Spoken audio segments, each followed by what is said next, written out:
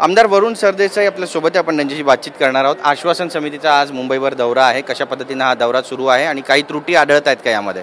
नाही, नक्कीच आश्वासन समिती समोर एक 2017-18 सालचं आश्वासन आलं होतं की लोअर परेल वरळी या संपूर्ण विभागात ज्या काही मिल होत्या त्या मिल बंद करून त्याला जेव्हा IT पार्कमध्ये कन्वर्ट करण्यात आलं होतं तेव्हा या सगळ्या इमारतींमध्ये IT इंडस्ट्रीचा उपयोग कमी आणि इतर उद्योग भलते उद्योग जास्त चालतात आणि म्हणून आज आश्वासन समितीच्या सगळ्या आमदारांचा हा दौरा आहे।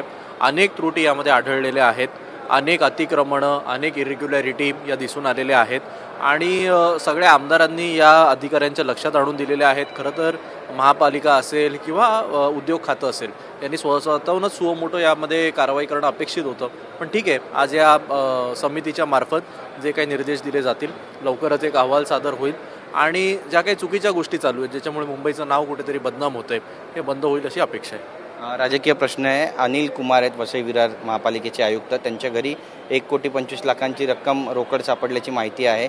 अजूनही धाडसत्र सुरू असल्याचं सुद्धा बोललं जात आहे। ईडीच्या रडारवर आहेत आणि दादा भुसे यांच्या जवळचे आहेत असं पण बोललं जातं, कसं पाहता याकडे? नाही, हे अतिशय धक्कादायक आहेत। एक IAS ऑफिसर, महाराष्ट्राचे IAS ऑफिसर ज्यांना संपूर्ण देशभरात एक मान सन्मान मिळतो, अशा कॅडरच्या IAS ऑफिसर आणि जे तुम्ही सांगताय मी देखील ऐकून आहे की महाराष्ट्राचे मंत्री दादा भुसे यांच्या ते नातेवाईक आहेत, यांच्या जवळचे आहेत, त्यांच्या घरी ईडीची धाड पडते, रोकड सापडली जाते। हे सगळं कसं घडतंय हे मला वाटतं माझ्यासकट महाराष्ट्राचा 13 कोटी जनता ही अवाक झाली असेल।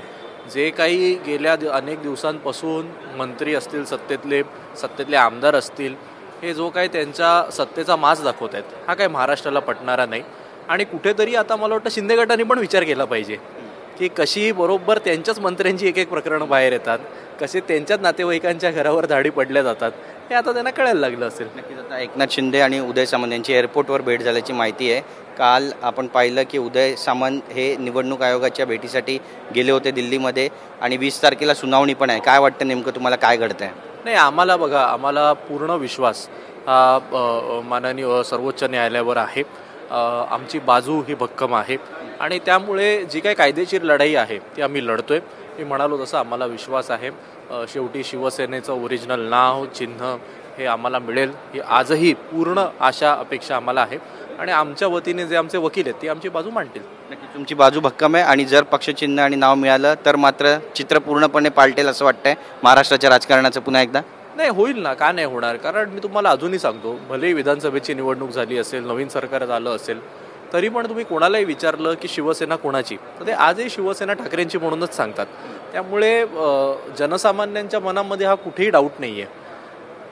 केवळ आता ती एक जे काही सगळा हे विषय न्यायप्रविष्ट आहे आणि त्यामुळे सर्वोच्च न्यायालयाच्या मार्फत आम्हाला न्याय मिळेल ही आम्हाला पूर्ण आशा अपेक्षा आहे। नक्कीच माणिकराव कोकाटे यांचा राजीनामा होणार होता मात्र तो झाला नाही। आता मुख्यमंत्र्यांनी सुद्धा सर्व मंत्र्यांना तंबी दिलेली आहे की बोलताना तारतम्य बाळगा आणि पुन्हा एकदा अशी चूक झाली तर मात्र माफ केलं जाणार नाही। कसं पाहता याकडे? अजितदादा पण म्हणतात की किती वेळा माफ करायचं, किती वेळा चुका करणार, कधी ना कधीतरी निर्णय घ्यावा लागेल। नाही, खरं तर आम्ही त्या देवेंद्र फडणवीस साहेबांना ओळखतो जे विरोधी पक्ष नेते असताना केवळ गृहमंत्र्यांवर आरोप झाल्याच्या नंतर त्याने त्यांच्या राजीनाम्याची मागणी केली होती आणि आम्ही त्या मुख्यमंत्री उद्धव ठाकरे साहेबांना ओळखतो ज्यांनी राजीनामा घेतला देखील होता।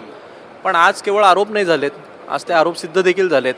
आज गृहराज्यमंत्र्यांवर आरोप झालेले सिद्ध झालेले आहेत, आज कोकाटेंवर जे काही आरोप झाले ते सिद्ध झालेले आहेत। मग आरोप सिद्ध झाल्यानंतर सुद्धा एवढं तुमच्याकडे बहुमत असून सुद्धा अशी काय मजबुरी आहे की या मित्रपक्षांकडनं आपल्याला राजीनामे घेता येत नाहीत? हा खरं म्हणजे प्रश्न आहे। मराठीच्या मुद्द्यावर निशिकांत दुबे यांनी जे वक्तव्य केलं होतं, वर्षा गायकवाड यांनी लोकसभेमध्ये तिथे घोषणाबाजी पण जय महाराष्ट्राचे केले। आता निशिकांत दुबे म्हणतायत की मजाक मस्ती होत असते, मस्करी होत असते लोकसभेच्या लॉबीमध्ये, पण त्याची बातमी बनवली गेली। ठीक आहे ना, मला वाटतं की काय आहे त्या निशिकांत दुबेला जे अपेक्षित आहे की महाराष्ट्रामधल्या प्रत्येक व्यक्तीने त्याच्याबद्दल बोलावं आणि त्याला गरजेपेक्षा मोठं करावं, हे आता कुठेतरी थांबलं पाहिजे। तो केवळ डिवचण्याचा प्रयत्न करतोय, त्याला काय फार महत्त्व देण्याची मला तरी गरज वाटत नाही। आमच्याशी बातचीत केल्याबद्दल कॅमेरा पर्सन रोहन पवारसह गिरीश गायकवाड, TV9 मराठी, मुंबई।